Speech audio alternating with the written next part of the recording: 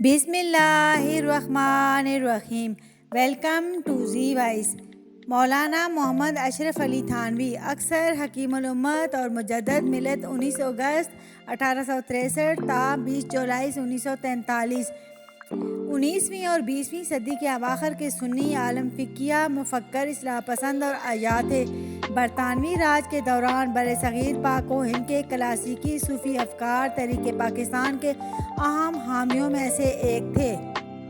وہ جنوبی ایشیا میں اسلامی روحانی، فکری اور مذہبی زندگی کی مرکزی شخصیت تھے اور اب بھی ہیں۔ آج کے دور میں انتہائی بااثر ہیں۔ امدادیہ جہاں وہ اپنی زندگی کے آخر تک مقیم رہے۔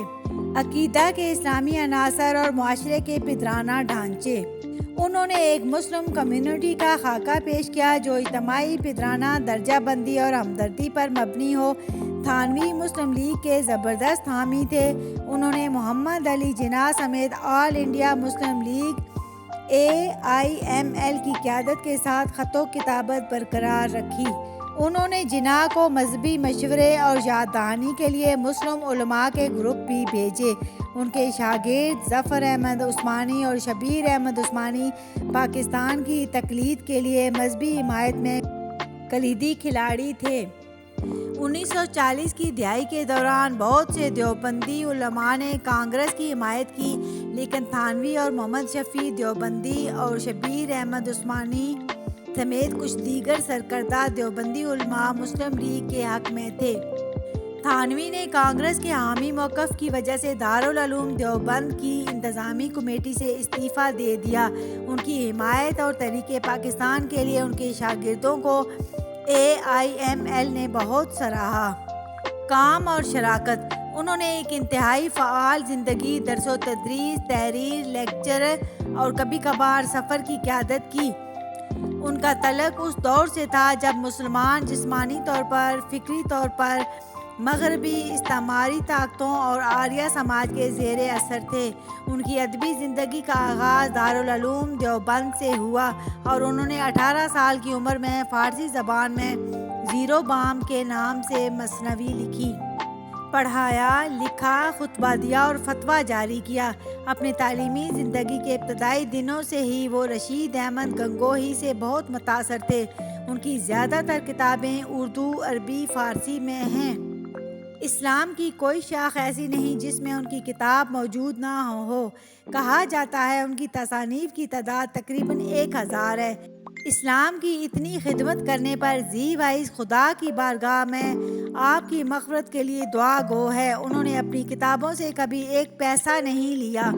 ان کی کتابوں اور پیشن گوئی کے لیکچرز سے لاکھوں افراد نے تعلیمی اور عملی فائدہ اٹھایا۔ ان کے خطبات لکھے گئے اور شہر شہر پہنچائے گئے اور انہیں دکھائے اور شائع کیے گئے۔ مسلمانوں نے ان سے فائدہ اٹھایا۔ ان میں اسلامی اصول و ضوابط، بدعات کی روک تھام، حقائق و اعداد و شمار وغیرہ دلچسپ موضوعات پر مشتمل تھا۔ ان کے عام کاموں کی زی وائس فہرست درج کر رہی ہے۔ بیان القرآن۔ یہ قرآن کی تفسیر ہے۔ یہ 12 جلدوں پر مطبوع و مجتبع دہلی سے 1908 میں شائع ہوا۔ بہشتی زیور۔ یہ فقہ اسلامی، عبادات اور اخلاقیات کی جامع کتاب ہے، خاص طور پر خواتین کی تعلیم ہے۔ امداد الفتاویٰ۔ یہ تھانوی فتویٰ کا مجموعہ ہے جو فقہ حنفی کا مجموعہ ہے، جس میں تحقیق پر مبنی فتاویٰ اور فقہی گفتگو شامل ہیں۔ نشر الطیب فی ذکر النبی۔ تھانوی نے یہ کتاب سیرت نبی صلی اللہ علیہ وآلہ وسلم پر لکھی ہے۔ اس کتاب کے 41 ابواب ہیں۔ اثر و رسوخ اور میراث۔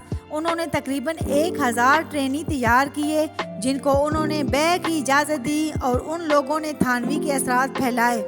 ان کے نام یہ ہیں: سلیمان ندوی، شبیر احمد عثمانی، ظفر احمد عثمانی، عبدالحی عارفی، اختر علی بنگالی، شاہ عبدالوہاب، خیر محمد جالندھری، عزیز الحسن غوری، حبیب اللہ قریشی، محمد طیب قاسمی۔